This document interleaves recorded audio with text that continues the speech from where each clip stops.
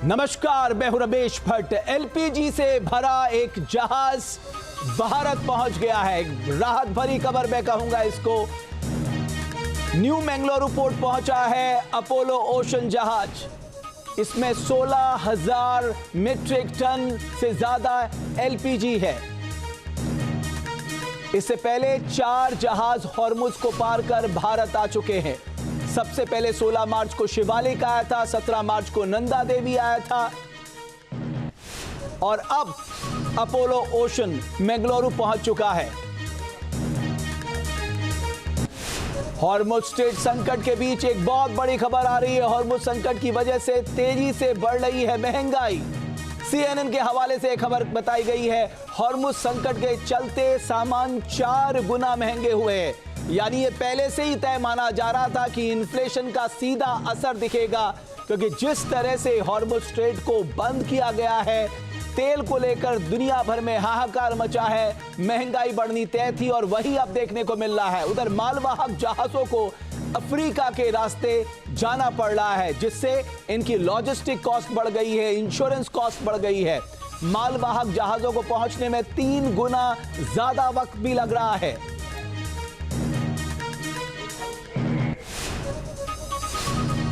एक और बड़ी खबर आ रही है ईरान युद्ध को लेकर। नाटो के रवैये पर डोनाल्ड ट्रंप ने गहरी नाराजगी जताई है। ट्रंप ने कहा है कि नाटो देशों ने ईरान जैसे पागल देश के मामले में कुछ नहीं किया, कोई मदद नहीं की। अमेरिका को नाटो से किसी भी चीज की जरूरत नहीं है।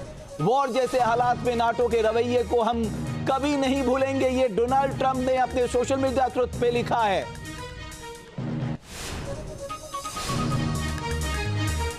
तो एक के बाद एक बड़ी खबरें आ रही हैं। अपोलो ओशन मैंगलोर पहुंच चुका है एलपीजी लेके, ये राहत भरी खबर है। इन सब के बीच में एक बड़ा मुद्दा जो सामने है वो डोनाल्ड ट्रंप ने खरी खोटी सुनाई है, मैं कहूंगा, नाटो देशों को।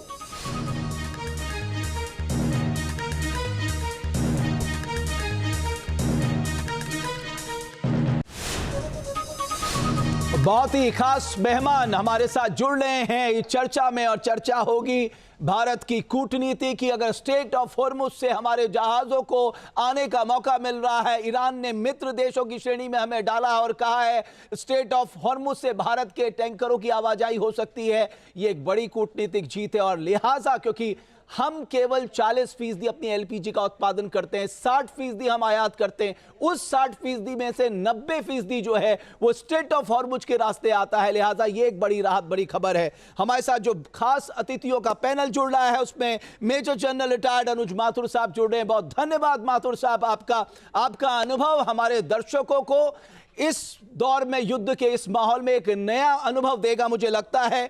Major general retired Bipin Bakshi साहब भी हमारे साथ जुड़ रहे हैं। आप दोनों का मैं बहुत अभिनंदन और धन्यवाद करूंगा, आपने समय दिया, न्यूज नेशन के मंच पे आए। लेकिन चर्चा की शुरुआत करूं, एक छोटी सी रिपोर्ट हम अपने दर्शकों को दिखाना चाहते हैं। महायुद्ध के बीच भारत ने बड़ी कूटनीतिक जीत हासिल की है।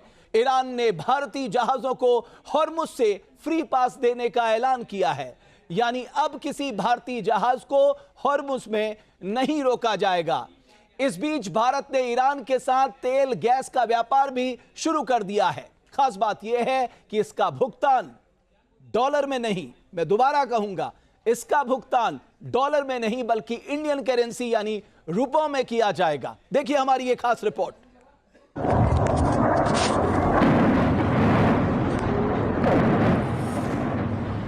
जंग अमेरिका, इजराइल और ईरान के बीच छिड़ी है और महायुद्ध की आग को हॉर्मुज के तेल ने ऐसा भड़काया कि पूरी दुनिया ने उसकी तपिश को महसूस किया। जंग के शोलों से हॉर्मुज स्ट्रेट धधकने लगा। ईरान ने हॉर्मुज में अमेरिका और इजराइल को ऐसा फंसाया कि दुनिया भर में हाहाकार मच गया। ईरान ने धमकी दे दी कि अगर इसकी इजाजत के बगैर कोई भी जहाज हॉर्मुज से गुजरेगा तो उसकी खैर नहीं। बस फिर क्या था, पूरे विश्व में पेट्रोलियम के कारोबार के पहिए थमने लगे। हॉर्मुज सिर्फ एक जलडमरू मध्य नहीं है, बल्कि ग्लोबल एनर्जी सप्लाई की लाइफलाइन है। दुनिया के कुल समुद्री तेल व्यापार का 25% यानी लगभग 20 मिलियन बैरल प्रतिदिन इसी रास्ते से गुजरता है। दुनिया की 20% LNG यानी तरल प्राकृतिक गैस की सप्लाई इसी रास्ते पर निर्भर है। यहां से गुजरने वाले तेल का 80% हिस्सा चीन, भारत, जापान और दक्षिण कोरिया जैसे एशियाई देशों को भेजा जाता है। भारत अपनी जरूरत का करीब 40% कच्चा तेल और करीब 90% रसोई गैस होर्मुज के रास्ते आयात करता है, जबकि 60% LNG इस मार्ग से आती है। होर्मुज ब्लॉक होने की वजह से ऊर्जा संकट के बादल पूरी दुनिया में मंडराने लगे। भारत में भी LPG के लिए लंबी लंबी लाइनें लगने लगी, लेकिन भारत सरकार ने ग्लोबल संकट का आकलन करते हुए तुरंत जरूरी कदम उठाए और हालात को काबू में कर लिया। भारत सरकार ने 2 मोर्चों पर एक साथ काम शुरू किया। पहला, डिप्लोमेसी के जरिए होर्मुज से पेट्रोलियम आपूर्ति को बहाल करना, और दूसरा, अन्य विकल्पों के जरिए पेट्रोलियम आपूर्ति की सुनिश्चित करना। पीएम मोदी ने संसद से देश को भरोसा दिलाया कि महायुद्ध की वजह से पैदा हुई परिस्थिति के बावजूद आम लोगों के लिए तेल गैस की कोई कमी नहीं होगी।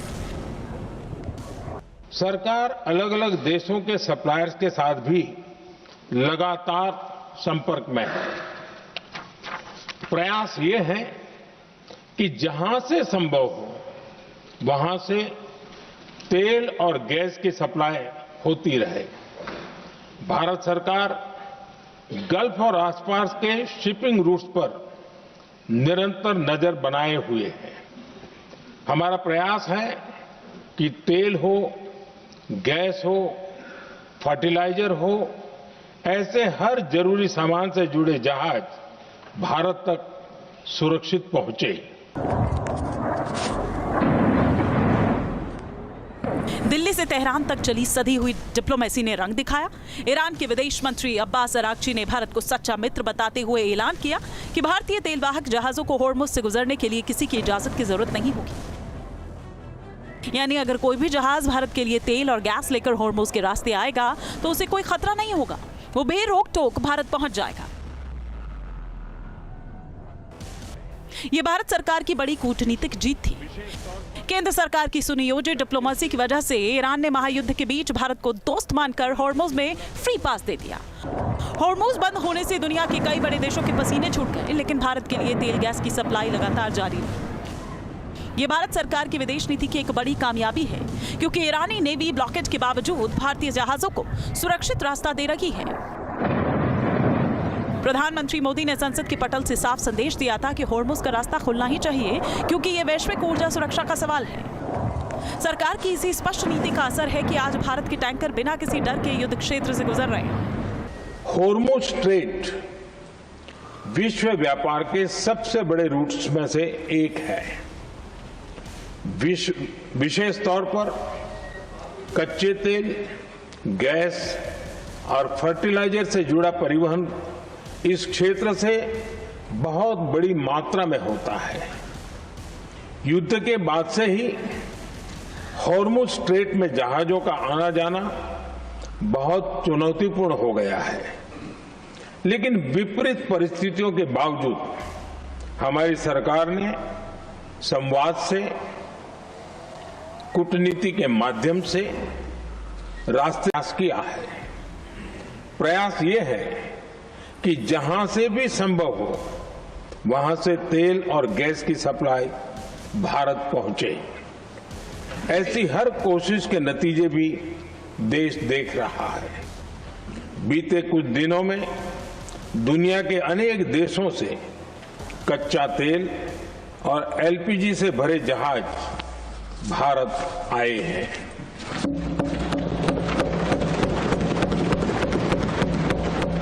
इस दिशा में हमारे प्रयास आने वाले दिनों में भी जारी रहेंगे।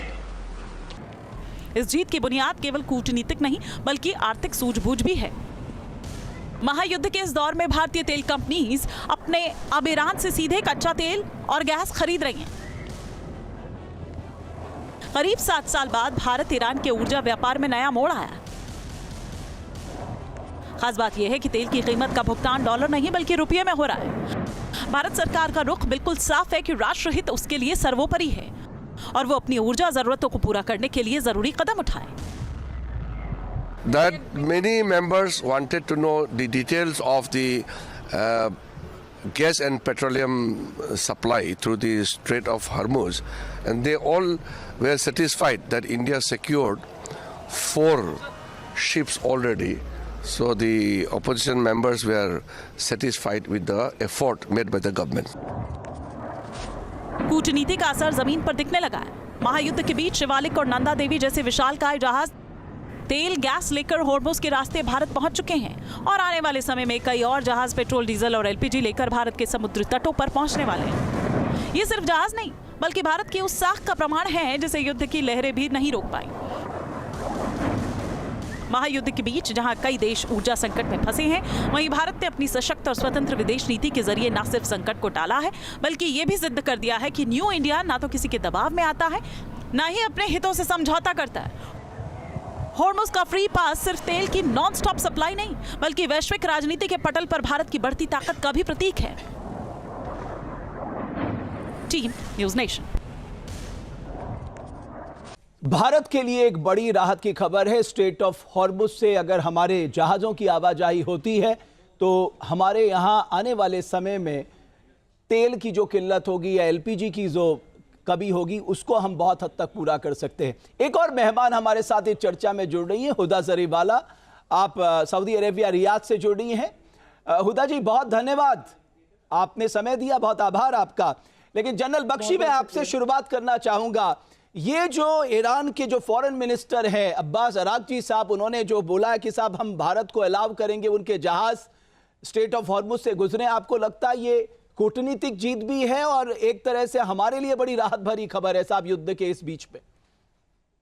हाँ बिल्कुल, मैं भी यही मानता हूँ। ये हमारी सफल कूटनीति है जो कई चुनौतियों से भरे इस जो है स्थिति को इसका जो हम लोगों ने समाधान पाया है, क्योंकि हमारा इजराइल से भी अच्छा दोस्ती है। हम भारत तो एक विश्व मित्र है और शायद हमने साबित ही कर दिया कि हम एक विश्व मित्र हैं, क्योंकि हमारी जनता गल्फ में भी है, सऊदी में भी है, जहां मैडम बोल रही हैं। तो हमारी जनता जो है, हमारे जो आप्रवासी लोग हैं, उनकी सुरक्षा हमारे ऊपर बहुत भारी है। उसके अलावा तेल और गैस का जो इशू है आपने बताया, इन दोनों को लेते हुए हमने साथ चलना है और दोनों साइड से हमारी दोस्ती है और मुझे लगता है भारत एक विश्व मित्र के रूप में दुनिया के सामने आया है। बिल्कुल। जनरल माथुर, एक और बात आप जब देखिए, जब आपकी डिपेंडेंसी है और बड़ा स्ट्रेट ऑफ हॉर्मुज़ से आपका तेल, आपका गैस बड़े पैमाने पे आता है, फर्टिलाइजर्स आता है, ऐसे में ईरान के फॉरेन मिनिस्टर का ये कहना, पब्लिकली कहना, आपको लगता है कि भारत के एफर्ट्स दिख रहे हैं?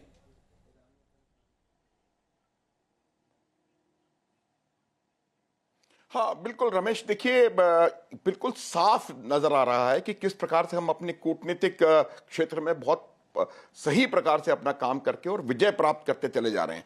देखिए इस प्रकार, देखिए ये उन्होंने कहा अरागची ने कि रूस, चीन और भारत, ये मेरा मानना है एक बहुत बड़ी जीत है, क्योंकि बीच में ये आवाज उठ रही थी कि कहीं ना कहीं हमारी कूटनीति जो है वो पराजित होती जा रही है और पाकिस्तान वर्ल्ड अफेयर्स के सेंटर में आता चला जा रहा है। और आज सब चीजें बिल्कुल साफ, बिल्कुल क्लियर हो गई हैं कि पाकिस्तान कहीं नजर नहीं आ रहा है और पाकिस्तान से हमें कोई लेना देना नहीं होना चाहिए, हमें कोई उनके साथ मुकाबला नहीं है। लेकिन हमारी कूटनीति की बिल्कुल जीत है।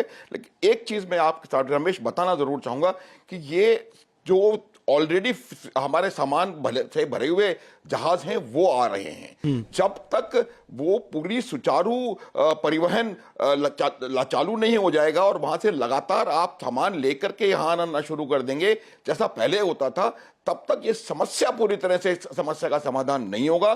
तो मेरा ये कहना है कि हम लोगों को इस बात के लिए तैयार रहना चाहिए कि आने वाले समय में कम से कम गैस की थोड़ी कमी हमको हो सकती है, उसके लिए हमारे देश को तैयार होना चाहिए। लेकिन जिस प्रकार के कूटनीतिक प्रयास हो रहे हैं, मैं आपको कह सकता हूं कि पूरे विश्व में ऐसा कोई और दूसरा देश नहीं है जिसकी कूटनीति इतनी सफल रही है। उसका रीजन भी है जनरल माथुर, एक ऐसा देश के दौरान भारत अकेला एक ऐसा देश था जिसका एक सेकेंड, लेट मी फिनिश, हाँ हम एक लाइन खत्म कर दें कि संवाद इजराइल, ईरान, रूस, अमेरिका, फ्रांस, मलेशिया सबके साथ लगातार था। तो इसका ये कहना चाह रहा था मैं। ओके, हुदा जरीवाला जी, आप जहां से बात कर रही हैं, हाँ रमेश, हुदा जरीवाला जी, आप जहां से बात कर रही हैं, आप जिस जगह पे हैं, मैं समझ नहीं पा रहा हूं कि उनका किरदार क्या है, क्योंकि पर्दे के पीछे वो कह रहे हैं साहब ईरान पे पूरी ताकत से वार करो, और मैं कहीं सुन रहा था कि साहब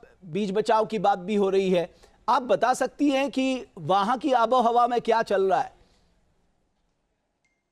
देखिए, सबसे पहले तो सऊदी अरेबिया का स्टैंड शुरू से क्लियर रहा है। उसने अपने बेसिस अमेरिका को या इजराइल को टू अटैक ईरान यूज नहीं करने दिए हैं। इनफैक्ट जब ये प्रोपेगेंडा वेस्टर्न मीडिया से चल भी रहा था कि सऊदी अरेबिया अपने बेसिस प्रोवाइड कर रहा है, तो सऊदी अरेबिया ने साफ इनकार किया था। सऊदी अरेबिया किसी भी जंग का हिस्सा नहीं बनना चाहता है, और कहीं ना कहीं इजराइल की जो गुंडागर्दी है और अमेरिका जिस तरह से आर्म ट्विस्ट करके कहीं ना कहीं मिडिल ईस्ट को इस वॉर में ड्रैग करना चाहता था, मिडिल ईस्ट ने, चाहे वो सऊदी अरेबिया हो, यूएई हो, सब ने बहुत एक समझदारी का सबूत दिया है। किसी ने इजराइल को या अमेरिका को इस वॉर में सपोर्ट नहीं किया है, पहली बात। दूसरी बात ये कि जहां तक ईरान का सवाल है और जहां तक ईरान इंडिया को हॉर्मुज स्ट्रेट यूज करने दे रहा है, तो इसमें कहीं ना कहीं एज एन इंडियन सिटीजन मैं ये बात कर रही हूँ, चाहे मैं सऊदी अरेबिया में बैठ के बात कर रही हूँ, इसमें कहीं ना कहीं बड़ापन ईरान का है। लेट अस नॉट फॉरगेट कि ईरान की जो शिप आई थी फ्रेंडली एक्सरसाइज के लिए, इंडिया आई थी, हमने उनको यहाँ पे तबाह होने दिया। उसमें जो महज यंग फ्रेश ग्रेजुएट्स जो बच्चे थे, जो सारे के सारे मार दिए गए, most of them did not make it. उसको बचाने के लिए पहले श्रीलंका गया था, बाद में इंडिया आया सपोर्ट के लिए। तो देखा जाए तो हमने ईरान का अच्छा खासा नुकसान कराया था, लेकिन ईरान ने कोई बदला नहीं लिया, ईरान ने कोई जवाबी कार्रवाई नहीं करी। इंस्टेड ईरान ने दिल बड़ा करके हिंदुस्तान को स्ट्रेट ऑफ हॉर्मुज यूज करने दिया गया। जबकि लेट अस नॉट फॉरगेट कि हमारे प्रधानमंत्री मोदी जी कुछ दिन पहले इजराइल होके आए थे। उन्होंने कहा था इजराइल इज द फादरलैंड, पता नहीं किस बिना पे उन्होंने इस तरह का अजीबोगरीब स्टेटमेंट दिया था। लेकिन बावजूद उसके ईरान अगर अपने डिप्लोमेटिक रिलेशंस कायम रख रहा है इंडिया के साथ, तो इसमें ईरान को काबिले तारीफ बोलना चाहिए, क्योंकि हिंदुस्तान की तरफ से ईरान को नुकसान पहुंचाने में कहीं ना कहीं हमने कोई कसर नहीं छोड़ी थी। लेकिन जरीवाला जी, हिंदुस्तान की आवाम की आवाज और सरकार की आवाज कमोबेश तो संदेश पूरी दुनिया में साफ है ना। जनरल माथुर कुछ कहना चाह रहे हैं। जनरल माथुर, हिंदुस्तान की आवाम मैं आ रहा हूं। जनरल माथुर कुछ कहना चाह रहे हैं, आ रहा हूं मैं। एक छोटा सा क्लैरिफिकेशन देना चाहता हूं। वो हाँ, मैं एक छोटा सा क्लैरिफिकेशन देना चाहता हूं। उन्होंने इतना बड़ा आरोप लगाया है भारत के ऊपर। मेरा ये मानना है कि वो जो एक्सरसाइज हुई थी, उस एक्सरसाइज का आज से 26 साल पहले, बहुत सालों से चल रही है। मैं एक मिनट प्लीज है। तो मेरा ये कहना है, मैं आपको बताना चाहता हूं कि वो एक्सरसाइज खत्म होने के 7 दिन बाद की बात है, और एक्सरसाइज खत्म होने के बाद उसमें 75 देशों ने हिस्सा लिया था। ये बात हमने हमेशा से कही है कि ये जो अमेरिका ने वो किया वो बिल्कुल गलत था, क्योंकि अमेरिका खुद भी उस एक्सरसाइज का हिस्सा था। और एक्सरसाइज के दौरान वो ईरान हिंदुस्तान की जिम्मेदारी पे वहां मौजूद था। बिल्कुल वही मैं कह रहा हूं, एक्सरसाइज के 7 दिन बाद की बात है। एक मिनट प्लीज, बहुत छोटा सा मुल्क है, वो पहले सपोर्ट में आया था। अपनी गलती को तस्लीम करना भी बहुत जरूरी होता है फॉरेन डिप्लोमेसी में। नहीं, वो क्योंकि एक minute please, Ramesh please, Huda ji 1 minute, मैं आऊंगा आपके पास। उसकी जनरल साहब को कंप्लीट करने दीजिए। मैडम, मैं आऊंगा। नहीं, देखो Ramesh, it should be clarified, it has to be clarified. वो जो हादसा हुआ है वो श्रीलंका से 80 किलोमीटर दूर हुआ है, भारत के पानी में नहीं हुआ है वो हादसा। और जो सबसे नजदीक है उनकी जो डिस्ट्रेस कॉल भी गई है, क्योंकि उसके बाद एक्सरसाइज खत्म होने के बाद आप उसके साथ कम्युनिकेशन में नहीं है। वो डिस्ट्रेस कॉल श्रीलंका गई है। ईरान हिंदुस्तान के कहने पे आया था, हिंदुस्तान के भरोसे आया था वो। उसके बाद उसके लिए अफसोस तक इमीडिएटली जाहिर नहीं किया था। एक्सरसाइज सपोर्ट में 75 देशों ने हिस्सा लिया था, और सब मैं जनरल बख्शी को भी इंक्लूड करना चाहता हूं। शायद जनरल बख्शी अपना कोई बात रखना चाहते हैं। जनरल बख्शी, बिल्कुल जनरल बात मैं आ रहा हूं। जनरल बख्शी, नहीं गलत। मैडम, आपको समझना चाहिए जो लैंड बॉर्डर हैं और सी का जो रूल्स हैं वो बहुत अलग है। हमारी जो सी का जो बॉर्डर है, 12 किलोमीटर के बाद कोई भी शिप, जैसे आपने कहा, हमारे एक साइड से जा रहा था, 75 जहाज जा रहे थे, जब वो इंटरनेशनल वाटर्स में पहुंच गए हैं, हमारी कोई जिम्मेदारी नहीं है, हमें कोई भी कसूरवार नहीं मान रहा है। ये इंटरनेशनल हिंदुस्तान की मॉरल रिस्पॉन्सिबिलिटी नहीं बनती? हिंदुस्तान की मॉरल रिस्पॉन्सिबिलिटी नहीं बनती क्या? मैं मानता हूं आप इमोशनल तरीके से मॉरल रिस्पॉन्सिबिलिटी मान रही हैं। इमोशनल नहीं, फॉरेन डिप्लोमेसी की बात करिए। मैडम लॉज ऑफ सी में, लीगैलिटी में ये आरोप गलत है, क्योंकि ये हमारी पाने में नहीं था। हमारा तो हमने पानी कंडेम क्यों नहीं और किया? ठीक है, हमारा फर्ज नहीं बनता था हम कंडेम करें। ईरान हिंदुस्तान के भरोसे अपनी वो शिप एक्सरसाइज के लिए भेज रहा था। हिंदुस्तान से निकली थी वो शिप, उसमें यंग बच्चे थे, फ्रेश ग्रेजुएट से, यंग छोटे छोटे सोल्जर्स थे उसमें, जो अनार्म थे, जिनके पास कोई आर्म्स या वेपन्स नहीं थे। देखो, नहीं ऐसी बात नहीं है कि वेपन्स नहीं थे, ये गलत है। बिल्कुल नहीं थे, गलत बयानी आप ये पूरी की पूरी मैडम कोई भी वॉरशिप इंटरनेशनल एरिया में बिना हथियार के वॉरशिप नहीं थी, फ्रेंडली एक्सरसाइज के लिए हिंदुस्तान की बॉर्डर आई थी, हिंदुस्तान के बॉर्डर्स में थी। मैं देखिए हुदा जरीवाला जी आ रहा हूं, जनरल बख्शी देखिए वो ये बात सही है, वो जो हमारे जनरल साहब लोग कह रहे हैं वो बात ठीक है, लेकिन आपकी दूसरी बात से आपने जो दूसरी बात कही साहब, हमारी भी एक मॉरल रिस्पॉन्सिबिलिटी बनती थी। जब अमेरिका ने उस पर हमला किया तो हमें ये कहना चाहिए था साहब ये गलत है, क्योंकि वो कोई युद्ध का जहाज नहीं था। मैडम सर वो युद्ध का जहाज था। जनरल बख्शी कुछ कह रहे हैं। वॉरशिप में हमेशा हथियार और तैनात रहते हैं। ये आपको कोई बता रहा है कि उनके पास हथियार नहीं थे, आपको कोई गलत बता रहा है। वॉरशिप नहीं थी वो, मैडम वॉरशिप थी, ये आप कैसे बना कर सकते हैं? फ्रेंडली एक्सरसाइज के लिए हिंदुस्तान के वॉटर्स में थी। एक मिनट रमेश जनरल माथुर बोलिए। रमेश एक बात मेरी प्लीज सुनेंगे आप? मैं सुन रहा हूं सर, बोलिए। हाँ, क्योंकि इस एक्सरसाइज का मैं पर्सनली हिस्सा रह चुका हूं 1998, 99। हाँ, और ये जितने भी शिप्स आते हैं ये नेवल फोर्सेस की एक्सरसाइज है, इसमें कोई सिविलियन शिप्स नहीं था। और जो नेवल शिप्स आते हैं वो युद्धक शिप्स होते हैं और उनके पास उनके हथियार होते हैं। जब वो एक्सरसाइज में हिस्सा लेते हैं तब हथियारों का प्रयोग नहीं होता है, वो वर्जित होता है, लेकिन उनके पूरे अपने साजो सामान उनके पास होता है। ये एक मिनट प्लीज एक सवाल आपसे, एक सवाल है, अगर सेम चीज इंडियन शिप पे होती, अगर अमेरिका इंडिया की शिप को उड़ा देता, इजराइल इंडिया की शिप को उड़ा देता, तब भी आपका सेम लॉजिक होता क्या कि ये फ्रेंडली शिप थी? इसमें वॉर जी मुझे लगता है जनरल माथुर को रिप्लाई करने दीजिए प्लीज। ये लॉजिक देखिए मैं बता रहा हूं, देखिए लॉजिक किसी चीज से बदली नहीं होता। ये 75 देशों के शिप्स थे। अगर आप ये मान रहे हैं कि हम 75 देशों को एस्कॉर्ट देते, इतना तो दुनिया में किसी नेवी में ताकत नहीं है कि वो 75 देशों के 75 शिप्स को अलग अलग एस्कॉर्ट दे। ये हादसा श्रीलंका से 82 किलोमीटर ईस्ट में हुआ है, इंडिया से। मुझे लगता है कि हमें और भी मुद्दों को, हमें और मुद्दों को शामिल करना। जनरल माथुर, दूसरे मुद्दे में घुस गए हैं। मुझे लगता है कि आप सब लोगों ने अपनी बात की। मुझे लगता है हमें जनता जनार्दन के विवेक पे छोड़ देना चाहिए, उन्हें क्या सही लगता है क्या गलत लगता है। आपने अपने अनुभव साझा किए। ईरान पर राष्ट्रपति ट्रंप का बड़ा बयान। ईरानी वार्ताकार बहुत अलग और अजीब हैं। वो हमसे समझौता करने के लिए मिन्नतें कर रहे हैं। वो मिन्नतें इसलिए कर रहे हैं क्योंकि वो जंग में तबाह हो चुके हैं, उनके बचने का कोई दूसरा रास्ता नहीं है। उनका यह कहना है कि प्रस्ताव पर विचार कर रहे हैं, बिल्कुल गलत है। ईरान के लिए बेहतर यही होगा कि वो जल्दी गंभीर हो जाए। एक बार वो चूके तो कोई रास्ता नहीं बचने वाला और इसका अंजाम बिल्कुल भी अच्छा नहीं होगा। यह कहना है अमेरिका के राष्ट्रपति डोनाल्ड ट्रंप का। दूसरी बड़ी खबर, ईरान से युद्ध के बीच बड़े हमलों की प्लानिंग में जुटा अमेरिका। बातचीत फेल होने की स्थिति में अमेरिका में कई विकल्पों पर विचार। एक्सियोस के मुताबिक अबू मूसा खर्ग द्वीप पर कब्जे का विकल्प तैयार।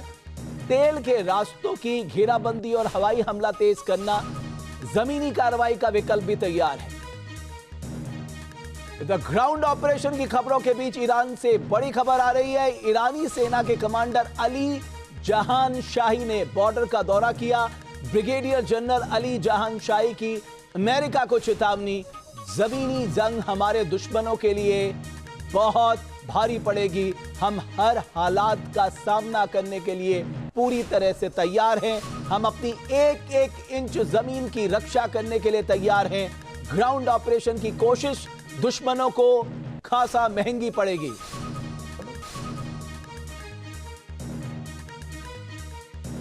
हॉर्मुज़ संकट के बीच बड़ी तैयारी में जुटा है भारत। कल मुख्यमंत्रियों से बात करेंगे प्रधानमंत्री मोदी। कल शाम वीडियो कॉन्फ्रेंसिंग से बात करेंगे प्रधानमंत्री मोदी। मिडिल ईस्ट में जारी संकट पर होगी बातचीत। बैठक में चुनावी राज्यों के सीएम शामिल नहीं होंगे। इजराइल पर एक बार फिर ईरान ने बड़ा हमला किया है। इजराइल में लगातार सायरन बजने की आवाज सुनाई दे रही है। तेल अवीव में आज 8वीं बार सायरन बजे हैं। तेल अवीव में धमाकों की आवाज सुनाई दे गई है। ग्राउंड जीरो से देखिए हमारे सहयोगी राहुल डब्बास की ये एक्सक्लूसिव रिपोर्ट। इजराइल में दोबारा से आर्थिक राजधानी तेल अवीव में सायरन बजने की शुरुआत हो चुकी है। इस वक्त मैं इंटरनल मिनिस्ट्री यानी इनके गृह मंत्रालय के दफ्तर के बाहर हूँ। देखिए किस तरीके से मेरे पीछे जो लोग हैं वो भागते हुए नजर आ रहे हैं और जो गृह मंत्रालय के दफ्तर के बाहर के झंडे हैं वो भी आपको नजर आ जाएंगे। और ये मिनिस्ट्री एरिया है। इसे सेंट्रल सेक्रेटेरिएट से आप कंपैरिजन कर सकते हैं। अगर नॉर्थ ब्लॉक और साउथ ब्लॉक की बात करें, चारों तरफ एम्बुलेंस की आवाजें और सायरन की आवाज से गूंज रहा है ये पूरा का पूरा इलाका। रक्षा मंत्रालय का ऑफिस भी है। यहाँ पर आप रडार भी देख सकते हैं। उसके ठीक पास में मैं मौजूद हूँ। यानी अगर कहीं ईरान की मिसाइल स्ट्राइक करना चाहेगी तो शायद ये वही जगह है। लगातार आसमान को स्कैन करने की कोशिश, किसी भी पल इंटरसेप्टर की आवाज़ आ सकती है। और देखिए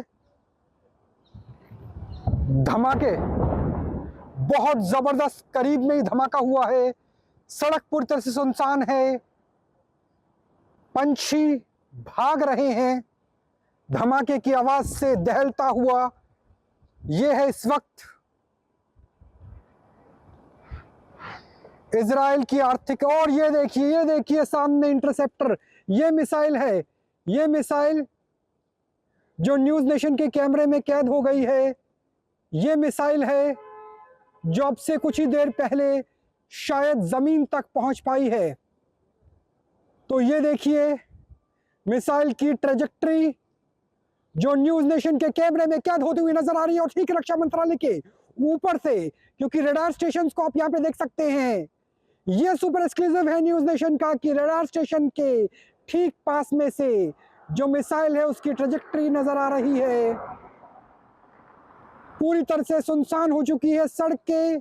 न्यूज़ नेशन को छोड़ करके कोई भी सेंट्रल सेक्रेटेरिएट वाले इलाके में, यानी जहां पे तमाम मंत्रालय है, कोई भी कहीं भी मौजूद नहीं है। तो ये है इस वक्त के हालात तेल अवीव में।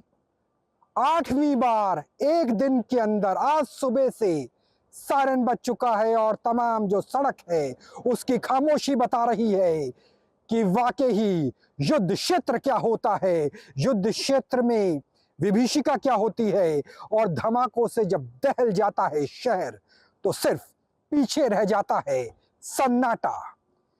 तेल अवीव से राहुल डब्बास की रिपोर्ट न्यूज़ नेशन के लिए। इधर युद्ध के बीच यूएसएस अब्राहम लिंकन से जुड़ी बड़ी खबर सामने आ रही है। अमेरिका ने माना यूएसएस अब्राहम लिंकन पर सवार एक जवान घायल हुआ है। अमेरिकी सेना ने युद्ध की वजह से घायल होने से इनकार किया है। ईरान ने कल अब्राहम लिंकन पर हमले का दावा किया था। बाकायदा एक वीडियो भी जारी किया था। इसमें कितनी सच्चाई है, लेकिन अमेरिका ने इस बात को खारिज किया है। वापस अपने अतिथियों का रुख करते हैं और चर्चा का अब जो मुद्दा होने जा रहा है वो है ग्राउंड इन्वेजन, जिसकी बार बार अमेरिका बात कर रहा है। और जनरल बख्शी से मैं शुरुआत करना चाहूंगा। जनरल बख्शी, क्या इतना आसान है? आप कह रहे हैं साहब हमने 12,000 अपने ट्रूप्स जो हैं, जिसमें आर्मी के स्पेशल फोर्सेस की 7 यूनिट्स के अलग अलग कमांडोज हैं जिनको ग्राउंड में उतारा जा रहा है। आप दूसरी तरफ देखिए ना, ईरान के पास मैं देख रहा था 6,50,000 एक्टिव सोल्जर्स हैं, 2.5 लाख पैरामिलिट्री फोर्सेस हैं, ऑक्सिलरी फोर्सेस की मैं बात ही नहीं कर रहा हूं। क्या ये सुसाइडल मिशन नहीं है। अगर आप समझ रहे हैं कि इस जो ये फोर्स इकट्ठा कर रहे हैं उससे वो ईरान पे कब्जा करेंगे तो ये बिल्कुल गलत है। ईरान पे कब्जा करना मेरे ख्याल से यूएसए की काबिलियत में ही नहीं है। ये जो फोर्सेस वो भेज रहे हैं वो स्ट्रेट ऑफ हॉर्मुज के किनारे जो आइलैंड्स हैं और कोस्टल एरिया है उसके ऊपर कब्जा करके स्ट्रेट ऑफ हॉर्मुज को खोलने का प्रयत्न है। वो भी इस फोर्स के जरिए जो है ये होना बहुत ही मुश्किल कार्य है। कुछ हद तक वो इस फोर्स के साथ स्ट्रेट के ऊपर कुछ हद तक कंट्रोल पा सकते हैं लेकिन 100% नहीं कर पाएंगे। ओके जनरल माथुर, ये भी तो हो सकता है ये बड़ा दाव हो कि ईरान को बातचीत की मेज पे लाया जाए, ये भी एक दबाव का एक रास्ता हो सकता है कि साहब देखिए हमने अपने ग्राउंड ट्रूप्स उतार दिए हैं, हम ग्राउंड इन्वेजन के लिए तैयार है अगर आप बातचीत के टेबल पे नहीं आते।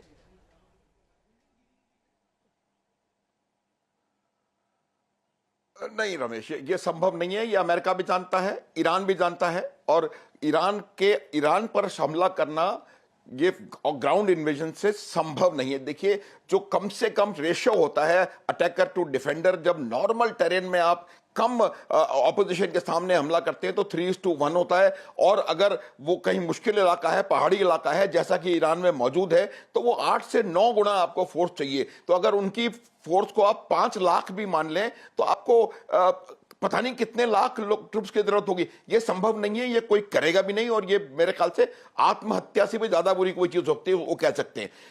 इनका कार्य सिर्फ ये है, ये स्पेशल फोर्सेस हैं। स्पेशल फोर्सेस का काम ग्राउंड पे जाकर के हमला करके ग्राउंड को कब्जा करने का नहीं होता है। स्पेशल फोर्सेस का, जैसा कि जनरल बख्शी कह रहे थे, उनका काम है कि कोई स्पेसिफिक मैं ईरान पे नहीं कह रहा हूं सर, मैं कह रहा हूं जैसे खर्ग आइलैंड इनके टारगेट पे है, स्ट्रेट ऑफ हॉर्मुज को खुलवाना इनके टारगेट पे है। तैयारी के साथ गए, 200 हवाई जहाज उड़े और उन्होंने जाकर के मादुरो को पकड़ा और उसको वापस लिया, काम खत्म।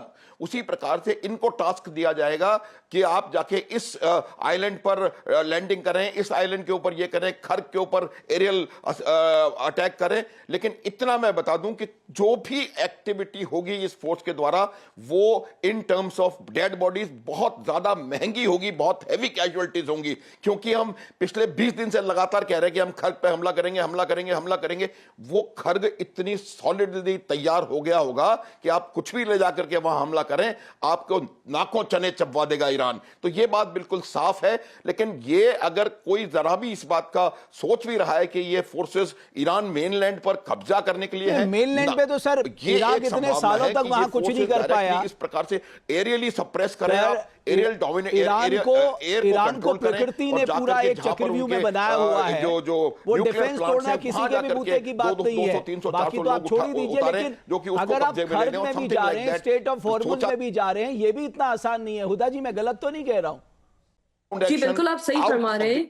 और अगर इस वक्त देखा जाए ऑन ग्राउंड से लेके हवा तक ईरान ने अमेरिका को डे 1 से नाको चने चबवा दिए। अमेरिका अपने हर सोच में फेल हुआ है। अमेरिका की पहली सोच ये थी कि सुप्रीम लीडर को मार देंगे, खamenei साहब वहां पे शहीद हुए। कुछ उसमें ईरान का जो स्ट्रक्चर है, चाहे वो मिलिट्री स्ट्रक्चर हो, चाहे वो डिफेंस स्ट्रक्चर हो, वो नहीं बदला। इनफैक्ट स्ट्रेटेजिकली उन्होंने ऑन ग्राउंड, ऑन एयर अपने आप को बहुत मजबूत साबित किया इस जंग में। सेकेंड, अमेरिका की कोशिश थी कि तमाम मिडिल ईस्ट मुल्कों को इस जंग में किसी तरीके से घसीट ले, लेकिन सारे के सारे मिडिल ईस्ट मुल्क, चाहे वो सऊदी अरेबिया हो, चाहे यूएई हो, चाहे मिडिल ईस्ट का कोई भी मुल्क हो, उन्होंने अपने हुदा जी खबरें तो ये भी आ रही है, ये जो ग्राउंड इन्वेजन का प्लान बना है, this is backed by GCC countries. तीसरी बात, अगर ग्राउंड इन्वेजन की अमेरिका प्लान बना रहा है और ये बेवकूफी, ये हिमाकत अगर कर रहा है, तो अमेरिका को भी पता है, जिस तरह से अभी आपने जिक्र किया कि ना इराक में उनको कोई वेपन्स ऑफ मास डिस्ट्रक्शन मिले, अफगानिस्तान में इतने सालों उनको कहीं ना कहीं जलील होके आना पड़ा, कुछ नहीं बिगाड़ सके अफगानिस्तान में भी। और अब अगर उनको लग रहा है कि ईरान को हमला करना या ग्राउंड इन्वेजन करके ईरान का कोई नुकसान पहुंचाना इतना आसान है, तो वो बहुत बेवकूफी वाली हरकत कर रहे हैं। Because America war of propaganda भी हार चुका है। अमेरिका इजराइल की ये जो जंग लड़ रहा है तो अपने खुद के मुल्क के अंदर वहां पे जो अमेरिकन सिटीजन है वो कह रहे हैं कि हम इजराइल की जंग क्यों लड़ रहे हैं। ट्रंप बहुत बुरी तरह से आने वाला खुद का इलेक्शन हारने वाला है। ट्रंप का हिमाकत और पागलपन दुनिया देख चुकी है, कहीं ना कहीं मजाक उड़ रहा है। और अमेरिका ये जो जबरदस्ती की न्यूज फैला रहा है कि हम ईरान से बात कर रहे हैं, तो ईरान ने कुछ मिनटों के अंदर ही ये साबित कर दिया कि वो शायद अपने आप से ही निगोशिएट कर रहा है, क्योंकि हमसे तो कोई बातचीत की बात हुई नहीं है। अगर बातचीत करना चाहता है अमेरिका तो हमारी शर्तों पे आए।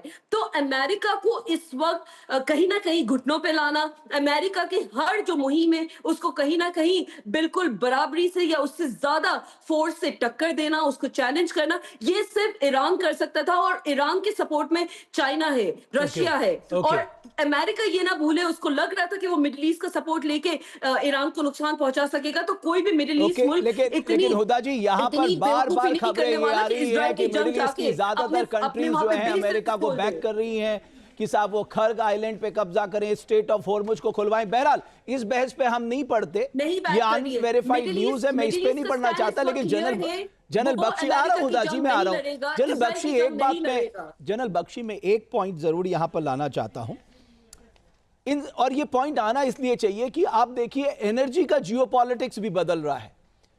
यानी जब तक ओपेक जो है अपने को संभालेगा इस ईरान युद्ध के बाद, तब तक अमेरिका ज्यादातर मार्केट को दुनिया में कब्जा कर चुका होगा।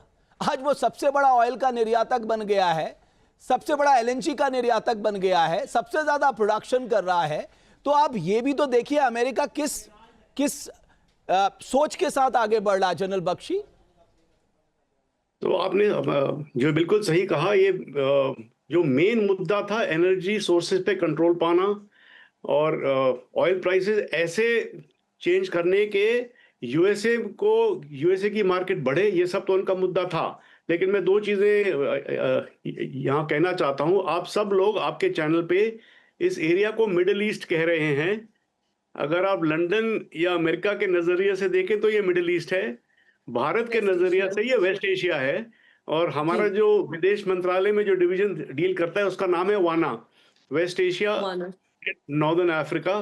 तो आप हर जगह, मैं बार बार देख रहा हूँ मिडिल ईस्ट का नाम आपके चैनल पे आ रहा है। एक ये पॉइंट था। दूसरा, इस पूरे मुद्दे का जो समाधान होने वाला है ये डिप्लोमेटिकली ही होगा। मिलिटरीली हमने काफी डिस्कस कर लिया। अभी मैडम ने भी बोला कि कितनी बेवकूफी की बात है कि वो ग्राउंड ट्रूप्स डालें, लेकिन वो शायद डाल देंगे। कोई भी आदमी अपने अमेरिकन सोल्जर्स को मारेगी इजराइल की वॉर लड़ने के लिए। अगर आप लॉजिक का इस्तेमाल करें तो कहीं भी दुनिया में जंग की जरूरत नहीं है, लेकिन फिर भी लोग जंग करते हैं। ट्रंप ने किया है, कल को वो ग्राउंड ट्रूप्स डाल के खर्ग आइलैंड पे कोशिश कर सकता है। जो एंकर बोल रहे थे कि इसमें जीसीसी कंट्रीज भी शामिल हैं, क्योंकि वो सब चाहते हैं कि स्ट्रेट्स ऑफ हॉर्मुज खुले, किसी भी तरीके से खुले। कुछ ग्राउंड ट्रूप्स आए, चाहे वो फुली सक्सेसफुल ना हो, जैसे जनरल माथुर ने कहा। खर्ग आइलैंड पे इतना सख्त फोर्टिफिकेशन हो चुका होगा, बहुत कैजुअलिटीज होंगी, और मिस्टर ट्रंप इन जो है कैजुअलिटीज को जस्टिफाई शायद ना कर पाए। लेकिन क्या वो इस जंग से इस वक्फे के टाइम पीछे हट सकते हैं? अगर वो पीछे हटेंगे तो फिर भी इलेक्शन हारेंगे। तो ये लॉजिक नहीं हटेंगे तब भी हारेंगे। जिस तरह की उनकी अप्रूवल रेटिंग गिर रही है, नहीं हटेंगे तब भी हारेंगे। जनरल माथुर, ये ना एक ऐसा ट्रैप है, मुझे लगता है कि आप युद्ध में तो चले गए लेकिन बाहर कैसे निकले आपको पता ही नहीं था। यानी एक ऐसा चक्रव्यूह था जिससे आप चले तो गए इजराइल के कहने पे, अब बाहर कैसे निकले जनरल माथुर ये समझ में नहीं आ रहा है। और एक चीज मैं आ रहा हूं जनरल माथुर, मैं आ रहा हूं हुदा जी, मैं आ रहा हूं जनरल माथुर। आपका फोन कट गया। हाँ हुदा जी बोलिए। जी, और एक चीज मैं और ऐड करना चाहती हूँ कि अभी तक 1937 लोग मारे गए हैं ऑफिशियल। अनऑफिशियल यकीनन इससे ज्यादा होगा, जिसमें से 240 विक्टिम्स जो हैं वो सिर्फ विमेन थे, 212 चिल्ड्रन थे। ये अनऑफिशियल फिगर्स इससे कहीं ज्यादा होते हैं। ये सिर्फ कुछ घंटों पहले की मैं आपको रिपोर्ट बता रही हूँ। उसके अलावा लिबनान में जो अटैक कर रहा है हुदा जी, मैं आपकी एक बात से सहमत नहीं हूँ। मैंने आपसे कहा कि जो ये जीसीसी कंट्रीज है ये अमेरिका को बैक कर रही है, आप उसको मानने को तैयार ही नहीं है। जी, ये जीसीसी कंट्रीज अमेरिका को बैक कर रही हैं कि ईरान पे फाइनल असॉल्ट किया जाए, आप पूरी ताकत से लड़िए, आप उसे मानने को तैयार नहीं है। बिल्कुल नहीं। ये सच है? जीसीसी ने साफ क्लियर कर दिया है कि हमारे बेसिस हम अमेरिका को या इजराइल को नहीं यूज करने देंगे ईरान को मारने के लिए। ईरान की लड़ाई सऊदी अरेबिया से नहीं है, ईरान की लड़ाई जीसीसी कंट्रीज से नहीं है, ईरान की लड़ाई है अमेरिका से, ईरान की लड़ाई है इजराइल से। अगर अमेरिका प्रेशर बना रहे सऊदी अरेबिया पे या जीसीसी की कोई भी कंट्री से कि आप अपने बेसिस हमें दें, आप ईरान का नुकसान कराएं, आप ईरान को खत्म करें, तो जीसीसी तो बहुत पहले कह चुका है, वॉर के शुरुआती दौर में ही कह चुका है। बल्कि ये ऑफिशियल स्टेटमेंट आया था सऊदी अरेबिया की तरफ से कि हमें लगता था कि अमेरिका हमें प्रोटेक्ट कर रहा है, दरअसल वो सिर्फ इजराइल को प्रोटेक्ट कर रहा है। तो let us not forget, America जबरदस्ती अगर सऊदी अरेबिया, मिडिल या जीसीसी की कोई भी कंट्री को इस वॉर में ड्रैग करता है तो ठीक है, ठीक है। हुदा जरीवाला जी, मैं जनरल माथुर आपके पास आऊं, एक दो बड़ी खबरें आ रही हैं, फिर मैं आपके पास आ रहा हूं। युद्ध के बीच F-18 फाइटर जेट पे हमले का वीडियो सामने आया है। ईरान ने F-18 फाइटर जेट को मार गिराने का दावा किया था, उसी से जुड़ा वीडियो अब सामने आ रहा है। हालांकि इसकी पुष्टि अभी तक नहीं हो पाई है। ये वीडियो जारी किया गया है ईरान की तरफ से। इधर ईरान में IRGC मुख्यालय पर हमला, अहवाज में IRGC मुख्यालय पर भारी बमबारी हुई है। हमले के बाद जोरदार आवाज आई और आग की लपटें काफी दूर से देखी गई हैं। यानी जब से ये शांति वार्ता की बातचीत हो रही है, ईरान और इजराइल ने एक दूसरे पे हमले की अपनी तीव्रता काफी बढ़ा दी है। जाहिर है ज्यादा से ज्यादा नुकसान दोनों देश एक दूसरे को पहुंचाना चाहते हैं। इधर अमेरिका इजराइल से हमले का एक और वीडियो सामने आया है। बंदर अब्बास शहर में बहुमंजिला बिल्डिंग को निशाना बनाया गया है। ये एक और बड़ी खबर आ रही है। ये जो जीसीसी कंट्रीज की बात सामने आ रही है, अब हुदा जी कह रही साहब कि ये बिल्कुल शामिल नहीं है अमेरिका के साथ, जबकि लग रहा है कि साहब पूरी तरह से शामिल हैं। उन्हें नुकसान जरूर हुआ है लेकिन वो शामिल हैं। नहीं नहीं नहीं, बिल्कुल बिल्कुल रमेश, मैं आपको इतना बता दूं कि ये अपने अपने परसेप्शंस होते हैं, ये पूरी तरह से शामिल हैं। न केवल शामिल हैं, आप देखिए हमले दुबई पे कितने हमले हुए हैं, रसल खैमा में हमले हुए हैं, अबू धाबी में हमले हो रहे हैं। ये कोई साधारण बात नहीं है। आप अरामको पे हमला हुआ है, सऊदी अरब में लगातार हमले हो रहे हैं, ड्रोन आ रहे हैं, मिसाइल आ रही है, सऊदी अरब कह रहा है हमने ड्रोन्स गिरा दिए, मिसाइल गिरा दिए। ये तमाम चीजें इस बात को साफ दर्शाती हैं। देखिए, जब बात लड़ने की होती है और आत्मरक्षा सुरक्षा की होती है तो हर देश उठ करके लड़ता है। और ये बात वहीं से उनके बयानात आ रहे हैं कि वो अगर और लगातार हमले होते रहे हमारे ऊपर तो वो खुद उठ करके भी आकर के लड़ेंगे। लड़ाइयां जो भी होती हैं वो कभी भी मेरी तेरी इसकी उसकी नहीं होती हैं। लड़ाई इस समय ये इस बात की हो रही है कि वहां पर आकर के अमेरिका के, चाहे वो अमेरिका के बेसिस हो या कोई भी हो। एक second please, Huda ji, general Mathur को कंप्लीट करने दीजिए, मैं आ रहा हूं। आप उसके बाद अपनी बात रखिएगा। जनरल माथुर, आप कंप्लीट करिए प्लीज। देखिए, हाँ, मैं रमेश मैं यही कह रहा हूं, कोई कंपेल कर रहा है या क्या कर रहा है, वो जीसीसी कंट्रीज कोई बच्चा तो है नहीं, कोई उनकी अपनी इंडिपेंडेंट फॉरेन पॉलिसी है और वो अगर इसमें शामिल होते हैं तो उसकी भी कोई ना कोई वजह है। मैं और ज्यादा इसकी डिटेल में नहीं जाना चाहता हूं क्योंकि सुनने का उसके लिए उसमें वो चाहिए, लेकिन बात बिल्कुल क्लियर है कि अगर इसी प्रकार से ये चलता रहा तो आप मुझे ये बताएं कि सबसे ज्यादा असर किन पर पड़ रहा है। ये जो 4 देश हैं जिनका और कोई कहीं भी समुद्री रास्ता नहीं मिलता है, बहरीन, कतर, कुवैत और इराक, उनके ऊपर सारा असर पड़ रहा है। ये सिर्फ एक तरफा तो है नहीं, सिर्फ ऊर्जा की बात नहीं है, फर्टिलाइजर है, क्या उसकी जो फूड सिक्योरिटी है इन कंट्रीज की, उसका क्या। अगर कोई भी देश, कोई भी हो, चाहे वो ईरान हो, कोई भी हो, अगर वो स्टेट ऑफ हॉर्मुज को ईरान यहीं तक नहीं रोक रहा, वो कह रहा है अगर जरूरत पड़ी बाल और मंदाब पे भी वो रोक लगा देगा। यानी 20% स्टेट ऑफ हॉर्मुज से जो दुनिया के तेल की आवाजाही होती है और 10 से 12% आपका बाल और मंदाब से होती है। और साहब आप देखिए ना, इंडियन ओशन को रेड सी से यही तो जोड़ता है। आप देखिए स्वेज कैनाल से होते हुए, यानी एशिया और यूरोप पे सीधा सीधा असर पड़ेगा। इसके बारे में मैं एक और चीज कहना चाहूंगा, जो बयानबाजी है, हुती ने पहले भी कुछ महीने पहले इसको जैसे तो जवाब देना चाहता हूं। आ रहा हूं हुदा जी, आ रहा हूं। जनरल बख्शी को कंप्लीट करने दीजिए, मैं आता हूं। जैसे जनरल माथुर ने शुरू किया था, परसेप्शंस होती हैं, बयानबाजी होती है, लेकिन आपको ये पता होना चाहिए कि गल्फ एरियाज में कुछ एयरफील्ड और कुछ बेसेस अमेरिका को दिए गए हैं। जो आपने सुना होगा F-15 गिरा है, यूएसए का सऊदी अरेबिया एयरफील्ड के ऊपर air to air refueller aircraft और एवेक्स एयरक्राफ्ट को तबाह किया गया है। वो एक सऊदी अरेबिया के अंदर एक एयरबेस के ऊपर ईरान का हमला हुआ और यूएस का जहाज को डिस्ट्रॉय नहीं, किया अगर गया। इनके एयर बेसिस इस्तेमाल नहीं हो रहे तो ईरान क्यों हमला करता? वही मैं बोल रहा हूं, ईरान ने तो ये- पहले ही क्लियर कर दिया था भाई, अगर आपने अपने एयर बेसिस का इस्तेमाल करने दिया अमेरिका को हम आपको छोड़ेंगे नहीं, और वही हो रहा है। नहीं, लेकिन ये थोड़ा परसेप्शन में फर्क है कि कोई नया एयरबेस वो नहीं दे रहे हैं, वो अपने सिविल एयरपोर्ट को ऑफर नहीं कर रहे हैं, लेकिन कुछ अमेरिका के एयरबेसेस ऑलरेडी वहां मौजूद है कई सालों कई दशकों से वहां वो Okay. आप ये समझ लीजिए कि वो अमेरिका का ही इलाका है जहां से वो फोर्सेस माउंट हो रही हैं। Okay. आज नहीं, पिछले 2 हफ्ते में रोज जो हो रहा है वो जीसीसी कंट्रीज के अंदर मौजूद अमेरिकन बेसिस से हो रहा है, तो इस बात को आप मना बिल्कुल। नहीं कर सकते। अब चलिए ठीक है, हुदा जी का अपना एक भावनात्मक लगाव हो सकता है, बट जो रियलिटी है उससे थोड़ा हम आंखें चुरा सकते हैं। हुदा जी बोलिए प्लीज। मैं सिर्फ रियलिटी को दर्शा रही हूँ। ये वॉर ईरान जो लड़ रहा है अगेंस्ट अमेरिका, अगेंस्ट इजराइल लड़ रहा है। ईरान की वॉर जीसीसी कंट्रीज से नहीं है, ईरान की कोई दुश्मनी भी नहीं है जीसीसी कंट्रीज से। और अगर जीसीसी कंट्रीज के लीडर्स सही मायने में अमेरिका या इजराइल का सपोर्ट करते तो ईरान को मारने के लिए अपने बेसिस अब तक ओपन कर चुके होते, जो नहीं हुआ है और ना होगा। ये स्टैंड क्लियर है, जीसीसी का भी स्टैंड क्लियर है और ईरान का भी स्टैंड क्लियर है। द वॉर वही इज मैं बोल अगेंस्ट रहा हूं। Trump, the war is against America, the war is against Israel. नहीं तो अगर ऐसा है, ये एक मिनट जनरल बख्शी, अगर हुदा जरीवाला जी अगर ऐसा है तो साहब ये सातों जीसीसी कंट्रीज मिलके एक संयुक्त बयान जारी करें, अमेरिका को कहें कि आप गलत कर रहे हैं, इजराइल को कहें आप गलत कर रहे हैं, आप मानवता के खिलाफ लड़ाई लड़ रहे हैं, आपने पूरी दुनिया को मुश्किल में डाल दिया। अगर इनमें इतनी हिम्मत है तो एक साथ एक संयुक्त बयान जारी कर दें।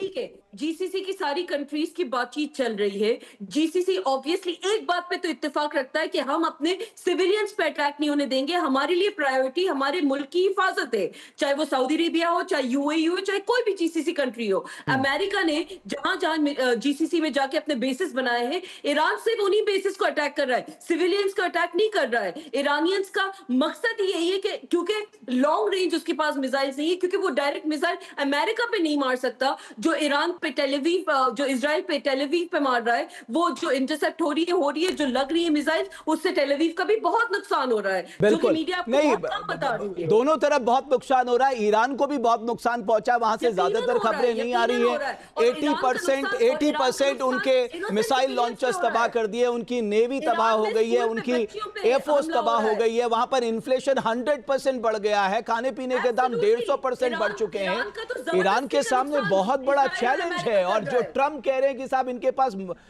क्या बचता है, क्यों नहीं बातचीत के टेबल में आएंगे। अब देखना यह है कि साहब कल का दिन बहुत महत्वपूर्ण होने जा रहा है, क्योंकि 5 दिन की जो ट्रम्प साहब की मोहलत है वो कल खत्म होती है, उसके बाद वो 5 दिन बढ़ा देंगे, उनका कोई भरोसा नहीं है, या फिर कोई और रास्ता निकलता। लेकिन एक बात तो बहुत जरूरी है कि साहब ट्रम्प की किसी बात का कोई डोनाल्ड ट्रम्प पे, अमेरिका पे खूब सवाल उठ रहे हैं साहब, वहां के लोग, वहां की कांग्रेस, हर कोई उनसे सवाल पूछ रहा है कि आपने इस युद्ध से अचीव किया। एक बात मैं अपने मेहमानों से कहना चाहूंगा, चाहे जनरल माथुर हो, जनरल बख्शी हो, ये दोनों अपने जीवन के में बहुत बड़े अनुभव ले चुके हैं, और हमारे लिए बड़े सौभाग्य की बात है कि आप दोनों ने अपने अनुभव हमारे साथ साझा किए। और हुदा जी तो सऊदी अरेबिया में टेलीविजन एंकर रह चुकी और वहीं से हमारे साथ बात कर रही है। बहुत धन्यवाद आप तीनों मेहमानों का, आपने बहुत महत्वपूर्ण जानकारी हमारे दर्शकों को दी। आशा करता हूं फिर आपसे हमारी बातचीत होगी, और बहुत धन्यवाद हमारे दर्शकों का हमारी चर्चा को देखने के लिए।